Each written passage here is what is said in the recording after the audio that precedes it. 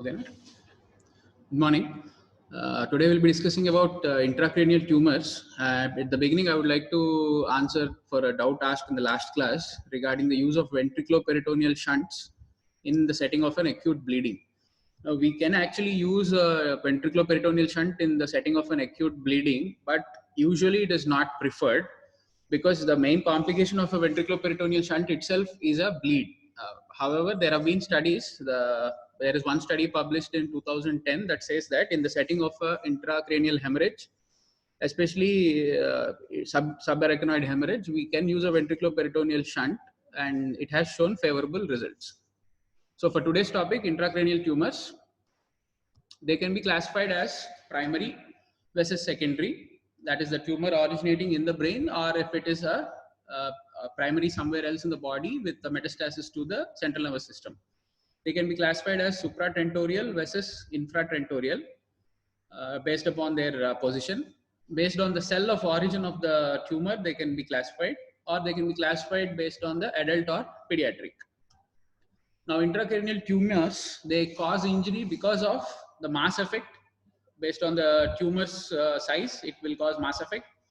Because of the swelling, they may cause seizures, or they may cause dysfunction or destruction of the adjacent structures. Now, WHO classifies primary brain tumors on the basis of their cell of origin and the histologic grade.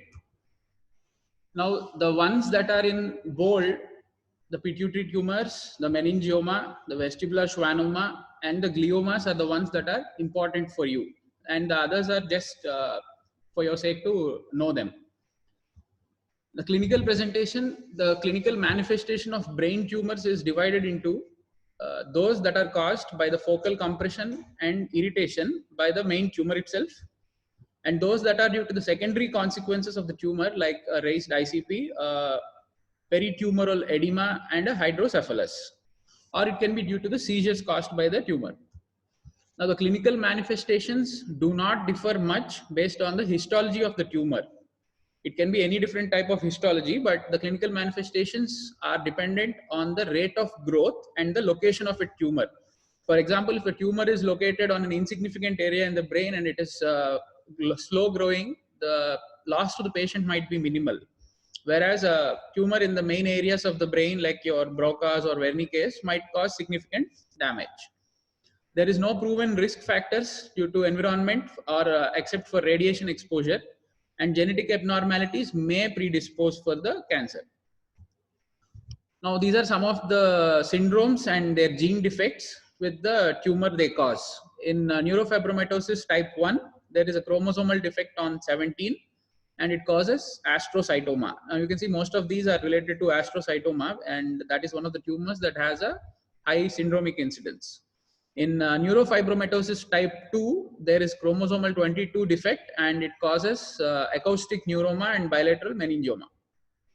And then in Cowden's disease, there is chromosome 10, again astrocytoma, hereditary non-polyposis colorectal cancers, multiple gene defects, it causes astrocytoma, and your Li-Fraumeni syndrome with P53 chromosome 17, again causing astrocytoma.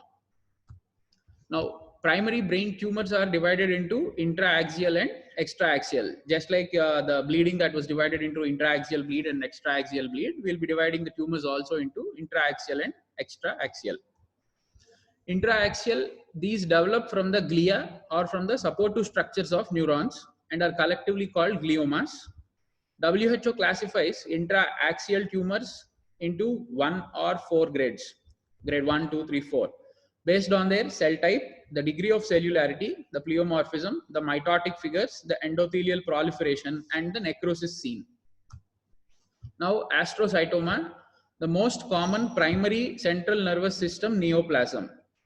Once again, it is the most common primary central nervous system neoplasm, and the most common astrocytoma is glioma in children.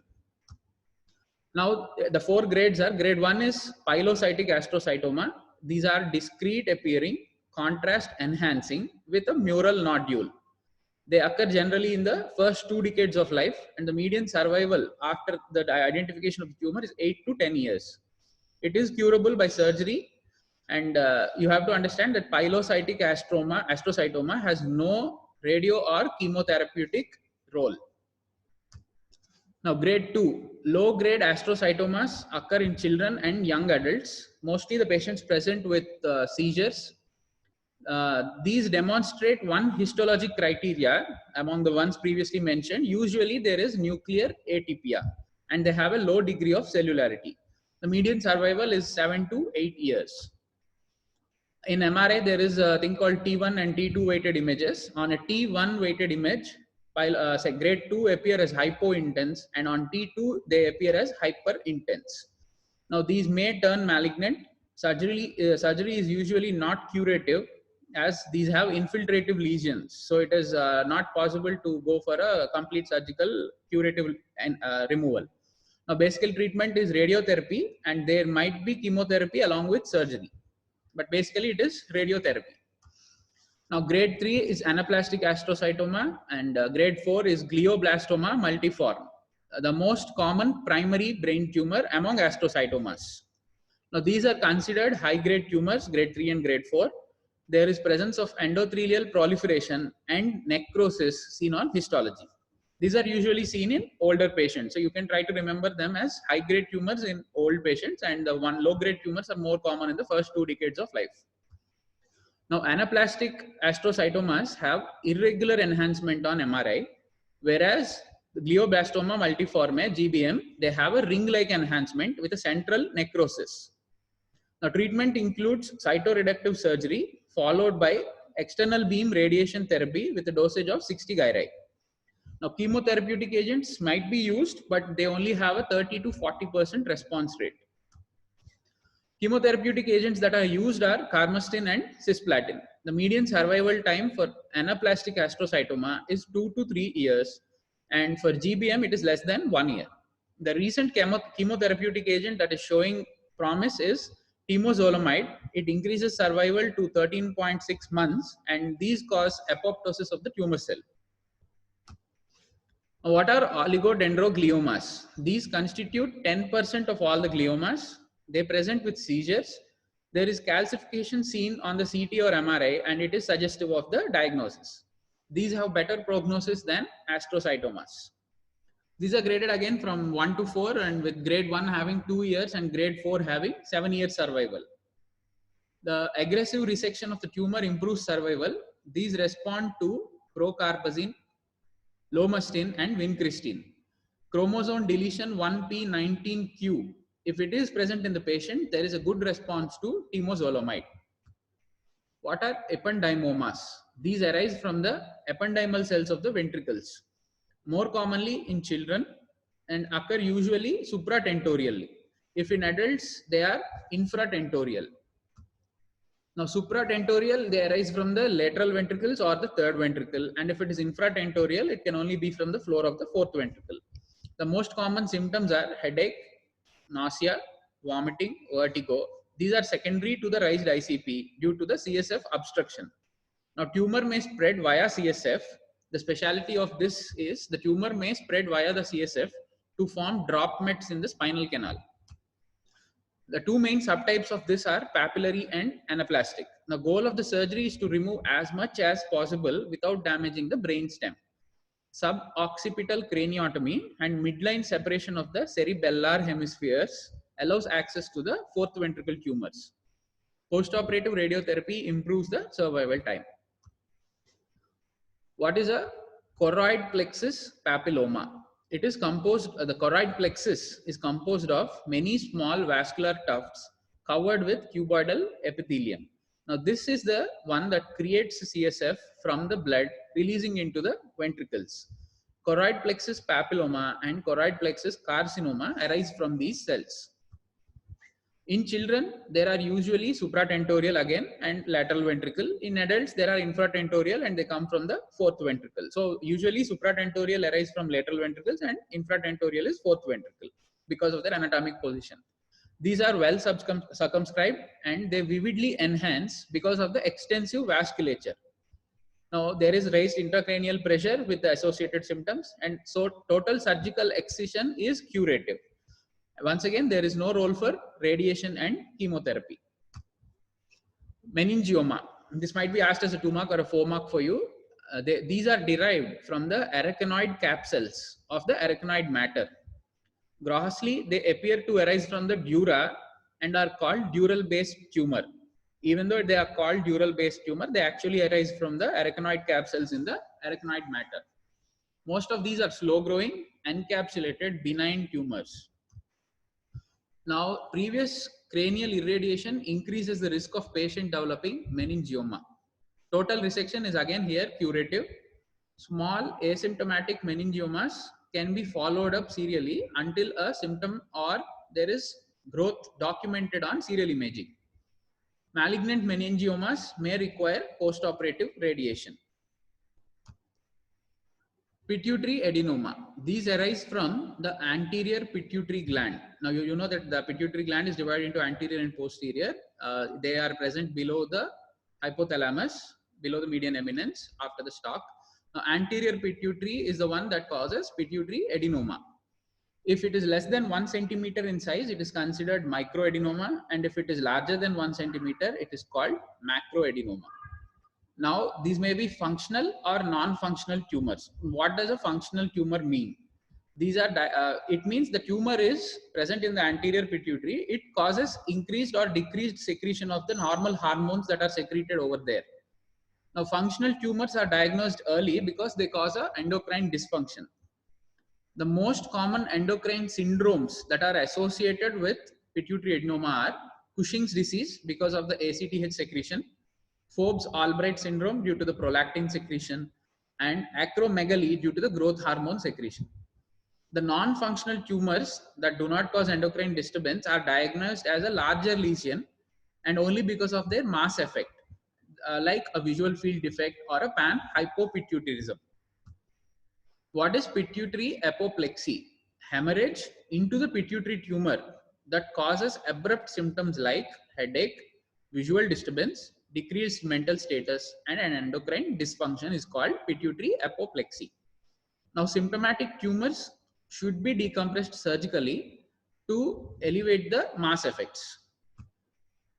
Now, prolactin secreting tumors, prolactinomas, usually respond to dopaminergic therapy alone and surgery may not be needed. Bromocriptine inhibits the production and secretion of prolactin. Surgical approach, if it is done, is through the nose via the transsphenoidal approach. Now, what is a vestibular schwannoma? It is also called acoustic neuroma. These arise predominantly from the superior half of your vestibular portion of the vestibulocochlear nerve. The vestibulocochlear nerve has two portions, that is the vestibular and the cochlear, and these arise from the superior half, that is the vestibular portion.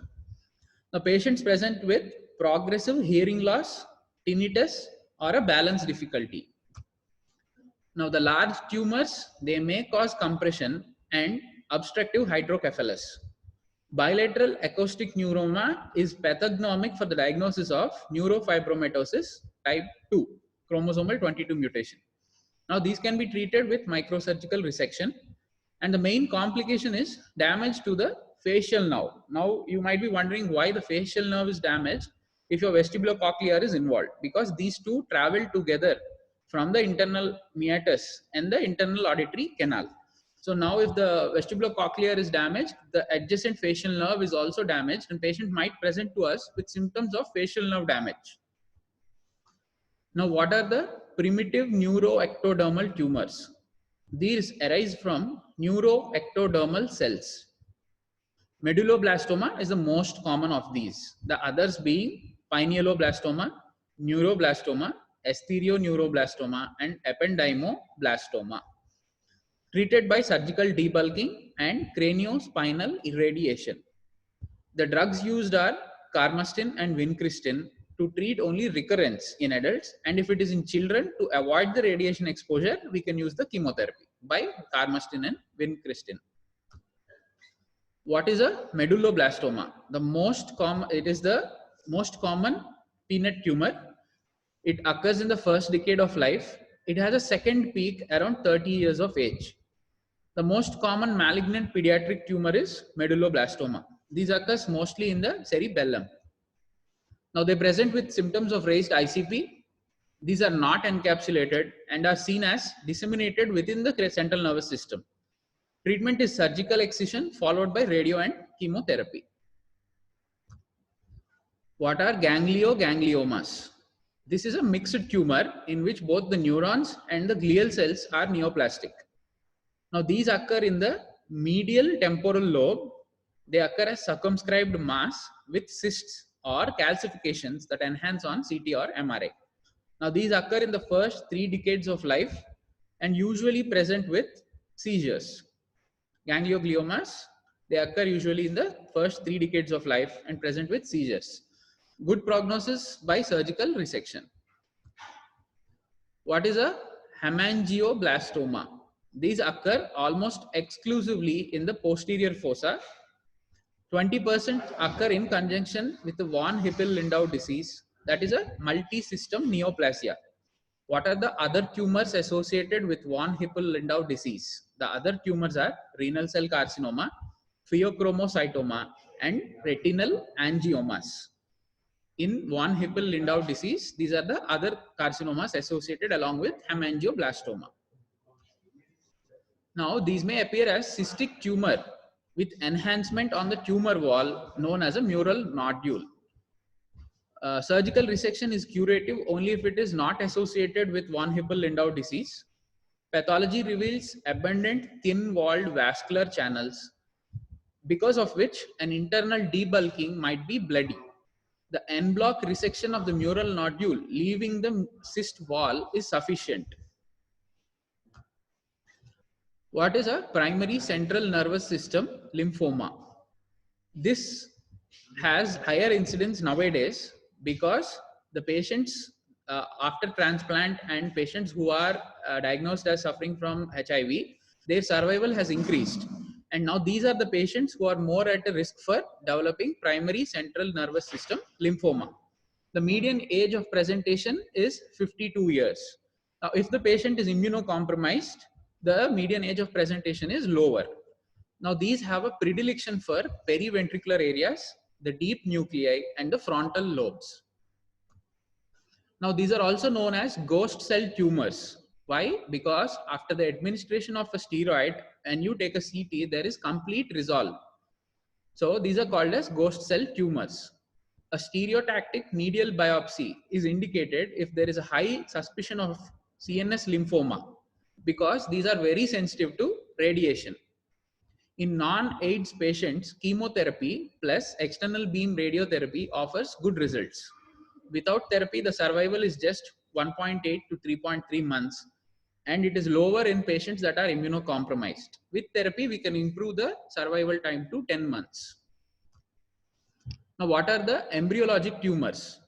Among them, craniopharyngioma is a benign cystic lesion that is more common in children.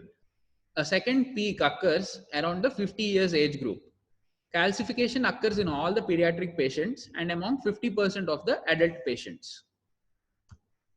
Now, optic chiasma is usually compressed, so patient presents to you with optic symptoms. Pituitary or hypothalamic dysfunction may develop along with the development of hydrocephalus. Now, treatment is by surgery, and it is easier in children because the tumor is soft and easily suctioned off, whereas in adults it is adherent and the treatment by surgery is a little difficult. Now, what are the complications of this? There are visual loss, pituitary loss, endocrine hypofunction, diabetes insipidus, not mellitus, diabetes insipidus, and a cognitive impairment. What is a epidermoid? These are cystic lesions with the cyst containing keratin, cholesterol, and cellular debris. Recurrent bouts of aseptic meningitis occurs. This is called Mollaret's meningitis. It occurs in epidermoid tumors. They contain cysts with keratin, cholesterol, and cellular debris. The treatment is by surgical drainage and removal of the cyst wall. Now, what is a dermoid? These are less common than epidermoids, and these contain hair follicles, sebaceous glands, in addition to the squamous epithelium. Now, these are more common in the midline and they are associated more with anomalies than epidermoids. Now, once again, the treatment is surgical excision. Now, for both of these, care must be taken that the contents are not spilled over onto the adjacent structures. Now, what is a teratoma? These are germ cell tumors that arise in the midline, often in the pineal gland region. They contain elements of all the three layers, that is ectoderm, mesoderm, and the endoderm.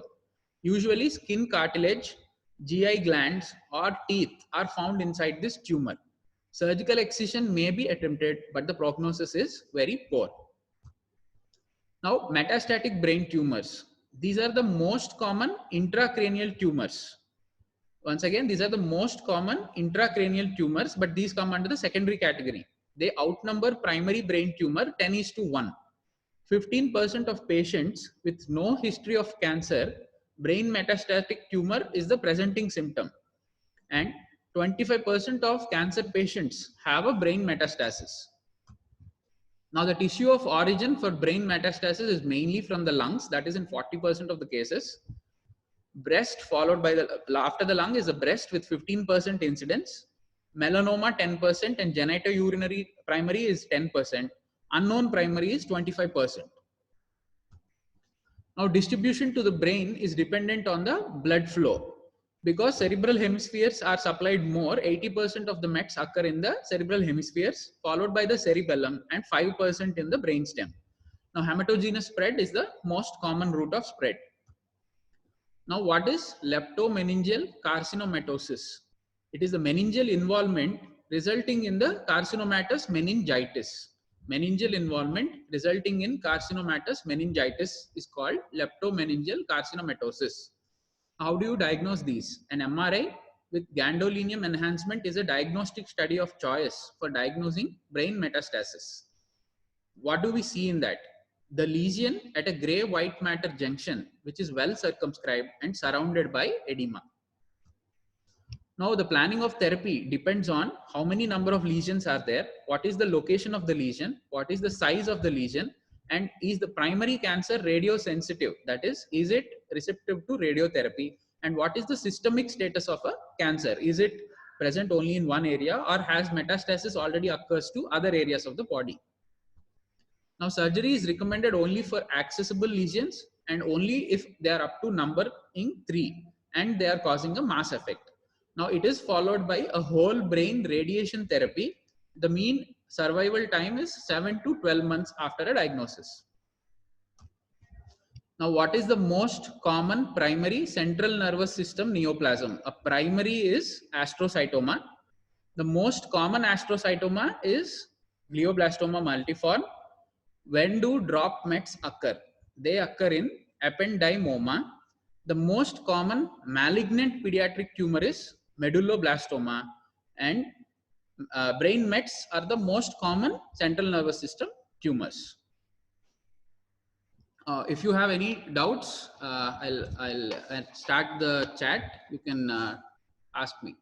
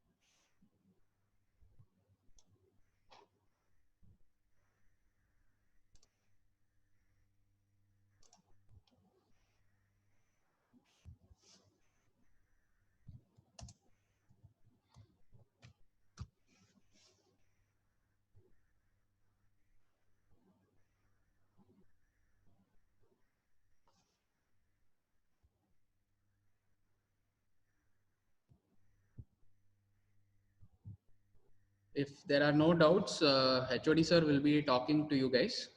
Please stay logged in.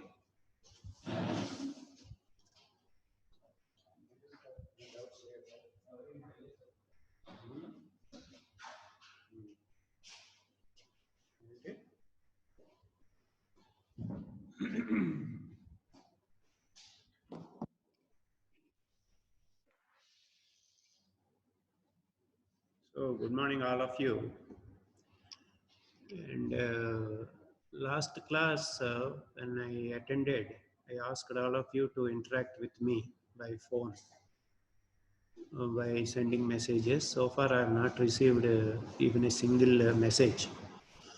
So, once again, request you to send your opinions, good or bad, so that we can make the suitable changes in the scheduling and in the subjects of topics and also the content.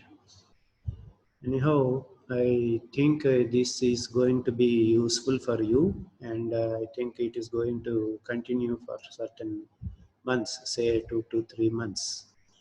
So far we are concentrating on the specialties. Now I think it is time that we should start the main topics also. So from this month, we'll be taking the classes on important topics also, in addition to the remaining specialty classes.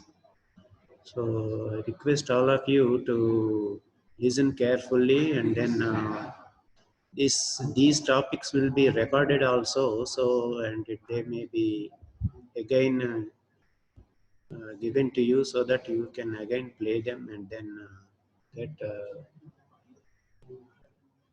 benefit out of it. Okay, and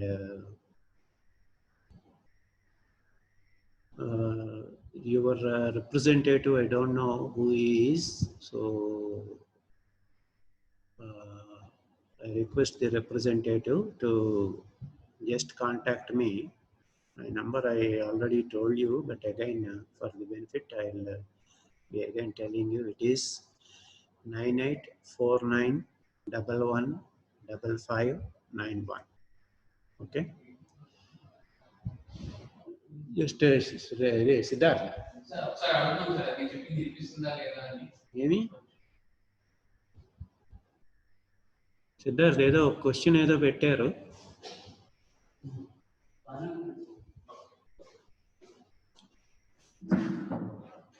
Raised hands చూడమ్మా, or somebody is asking for the rat case cyst and craniopharyngioma. చూడది తర్వాత చూడు, ఇగో ఎవరో ఒకళ్ళు hand raise చేశారు. రా,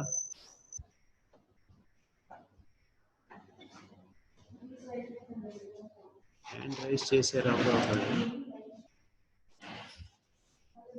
ఎంతమంది వచ్చారు?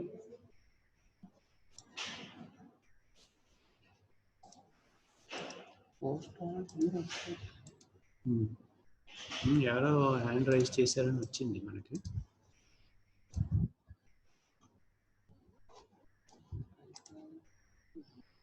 చూడు,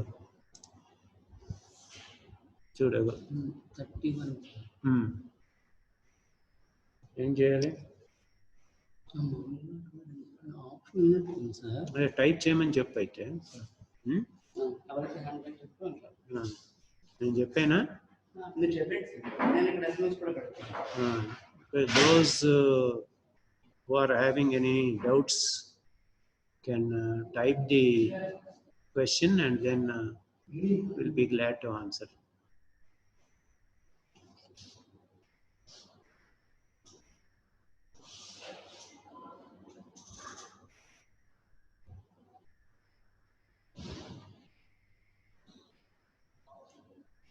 కూర్చో అయితే.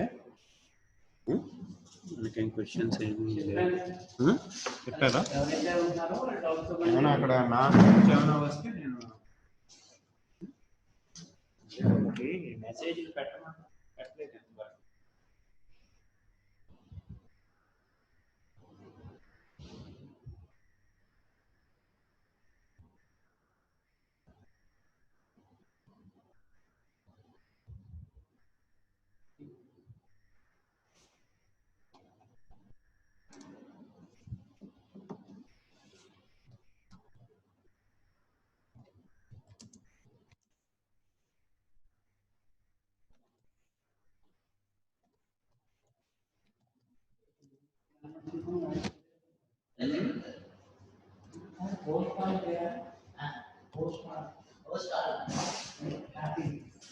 క్వశ్చన్ హ్యాండ్ రైజ్ చేస్తే మనం ఏం చేయాలి?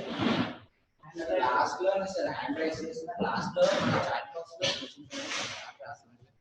అది ఒక వేరే వాళ్ళు హ్యాండ్ రైజ్ చేస్తే అదే సార్ మనం ఏదైనా సరే చాట్ బాక్స్ లో చెప్పమని చెప్పాలి. హ్యాండ్ రైజ్ చేసి వాళ్ళు అన్మ్యూట్ చేసాం అనుకోవచ్చు, వేరే కూడా ఆటోమేటిక్ అన్మ్యూట్ అవుతుంది. అప్పుడు కాల్ అనేది అవును సార్, కానీ మనం అన్మ్యూట్ చేయడానికి ఒకటే బటన్ ఉంది. సో సార్ కెమెరా ముందే క్వశ్చన్స్ ఏమైనా ఉన్నాయంటే చాట్ బాక్స్ లో ఉంటే అదే చాట్ బాక్స్ లో పెట్టారు వాళ్ళు, ఇంకొకరు ఎవరో క్వశ్చన్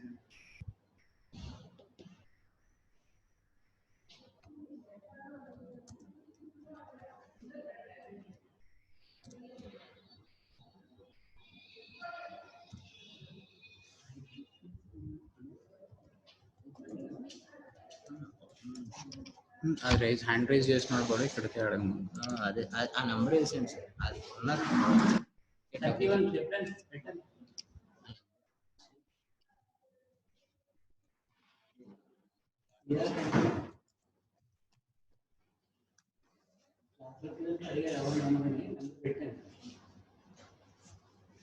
రిప్రజెంటేటివ్ ఎవరో పెట్టారు, సిఆర్ పెట్టారు సార్. నాకు ఎవరో తెలియదు అన్నాడు సార్. ఈ నంబర్ లో ఉన్నాడు సార్, తను మాట్లాడుతున్నాడు సార్. మాట్లాడితే మనకి పెడితే మనం ఏ number class representative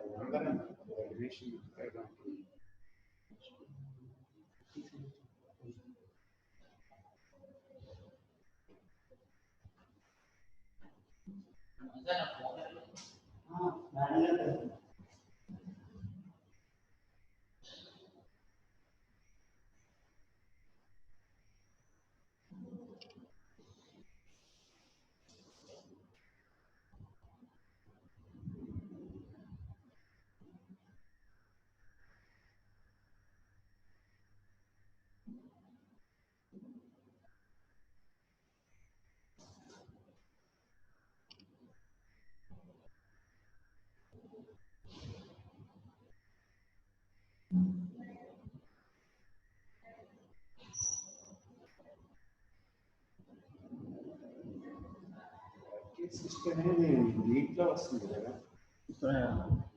anterior pituitary ఎడినోమాస్. అనేక రీజియన్ అసలు ఎసోటెరిక్స్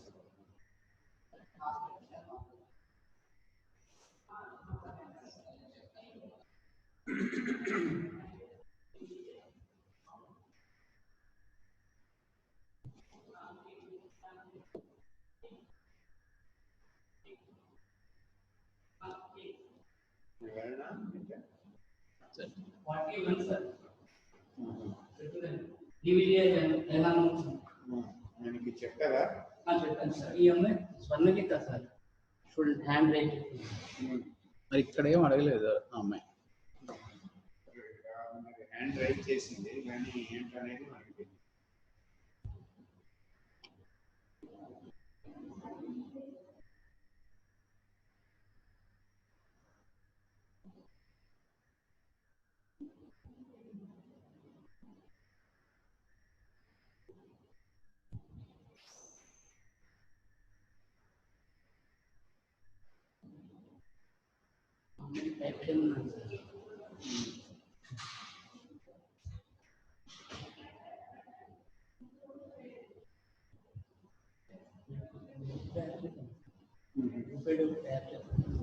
రోజులు అయిపోతుంది సార్. మనం ఏదైనా పెట్టాలనుకుంటే గ్రూప్ పెడితే అందరూ మంచిగా చూసుకుంటారు. మీరు నమ్మకం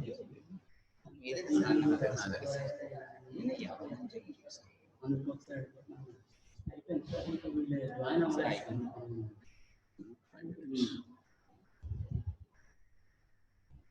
వచ్చేసండి వచ్చి ఏ టాపిక్స్ ఇస్తాను ఇవాళ. అలాగే ఈ వారానికి నేను చేసే మార్పులు ఉన్నాయి సార్. Pituitary apoplexy. ఈ స్క్రీన్ షేరింగ్ అయిపోయినట్టుంది ఒకసారి పెడతారా?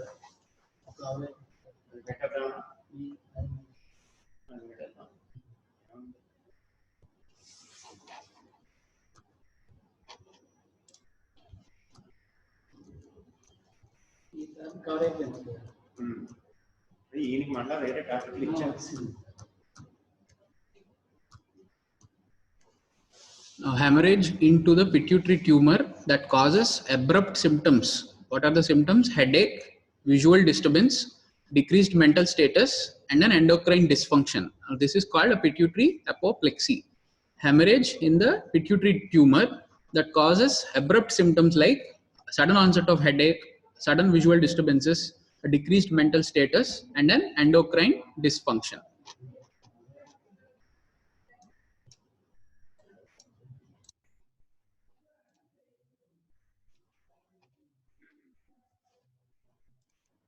నేను ఇప్పుడు ఏదో మీటింగ్ ఉంది, అది అయిన తర్వాత వస్తాను. ఈ లోపల నువ్వు అవన్నీ అదే అక్కడ ఉంటే డిపార్ట్మెంట్లో ఉంటాను. కబోర్డ్లో ఉన్నాయి, అందులోనే ఉంటాయి. తీస్తే చెప్తాను.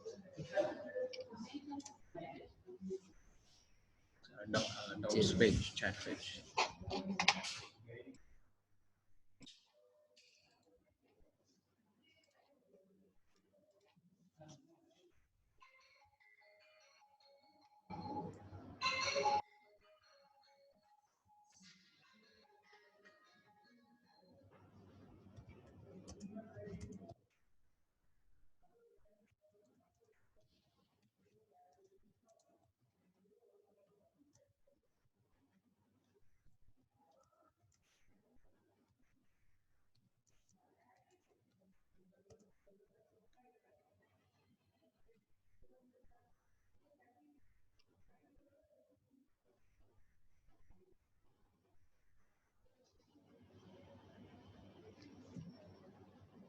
As far as I know, a burr-hole craniotomy in a meningioma might not be useful. However, I will try to find out more and I'll get back to you. The other doubts also regarding is choroid plexus papilloma causing changes in the CSF, or only is it increase in production, or regarding the butterfly sign on MRI for medulloblastoma. These three doubts I shall try to find the answers and tell them to you in the next class.